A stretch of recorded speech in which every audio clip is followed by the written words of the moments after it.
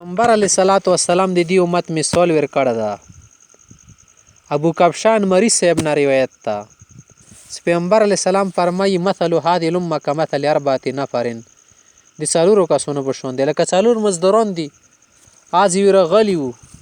کار یې وکړ یو ته 500 ورکړل مزدګري کې د بل ته زرګون ورکړو د بل ته 1500 ورکړو د بل ته 2 زرګون ورکړلو. اوس دې کې د دویم څه ده دا خو ډیر خپه شول چې ګوره ماته د زرګون راکړو دا نور ته 1500 دوه عزیز ورکوي اول خو یا خپه ده یوله که نه صرف 1500 یې در راکړو خپه کېږي که نه. همداسې د دې امت مثال ده ښه که نه. یهودو نصاراو به عمل ډیر کولو خو ثواب ورته کم ده ښه که نه. او د مو امت عمل به لږ کوي خو ثواب یې بیا ماشاءالله ډیر وي. لکه یو سړی سبعینه کار وکړي مسپخینه پرې 1500 ورکوي بل مسپخین نه وکړو مزدګاره پرې 1500 ورکوي اول مزدګار نه مخامه پرې وکړو 2000 د ورکړلې 2500 ایمو امت داسې مثال ده چې عمر یې کم ده کسې که نه. مخکې امتونو خو عمرونه ډېر وو اعمال به ډېر خو غوره درجې نه دي. ایمو امت عمر کم ده شمرات او شب قدر شپې پکې ګرځولي اعمال به کم کېدای شي ثوابونه به ښه ډېر وګټي. صحیح ده. نو ورته همدا مثال ورکوي کمثل اربعه نفر لکه څلور مزدوران او سړي شي رجل اتاه الله مالا وعلما فيعمل بعلمه. اوس هدي چې کمثل اربعه نفر رجل اتاه رجل نایل شي رجل یو سړی د مثال اتاه الله مالا وعلما خدای علم مال دواړه ورکړي دي. فهو يعمل بعلمه في ماله ينفق في حقه په علم باندې عمل کوي که نه بس مال کس شیر کړي هغه خرج کوي. صحیح ده ټیک شوه ښه سړی شو. یک نمبر. نمبر 2 ورجل اتاه الله علما ولم يؤته مالا فهو يقول لو كان لمثل هذا عملت فيه مثل الذي يعمل یا مثل الذي يعمل. دویم هغه سړی د خدای علم ورکړي خو مول سره نشته هغه یې ارمان ده که مو سره داسې یو مو به دا کار وکړي کړه ارمان ده که دا مول سره او مو به سبیل جوړ کړي وه مو به روډ جوړ کړه مو به کویو جوړ کړه وه عملت فيه مثل الذي يعمل لکه کوم خالص کې داسې مو کول دا ښه درجې کې. نمبر قال رسول الله صلی الله علیه وسلم فهو في الاجر فهما فی الاجر سواء د دوړه برابر دی. ویلي اول خو رښتیا او مول خرج کړه کنه صحیح شو ثواب ملو شو د بل نیت یې کړی ښه نیت باندې ثواب ملیږي که نه ملیږي که نه خالص وي ښېګړې ارادې باندې ثواب ملویږي. نمبر 3 ورجل اتاه الله مالا ولم يؤته علما فهو يخبط في ماله وينفقه في غیر حقه. دریم نمبر هغه سړی د مال دولت خو خدای ورکړی خو علم ورسره نشه ظاهر ده څه علم ورسره نه ده نه باطلې طریقې باندې به لګېږي قبرونو ته ګلونه خلي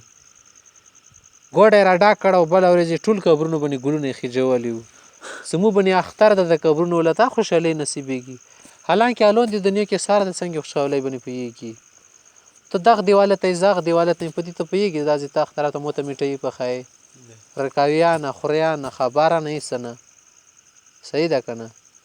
आज د کمره سجو کړی د سدایمو ملګری به خصوص شي د سعودیا کې ته د پاکستان کې زه ته نه څه خبره څه کېږي څه نه کېږي څه پیدا د زیروړه به خوان وکړي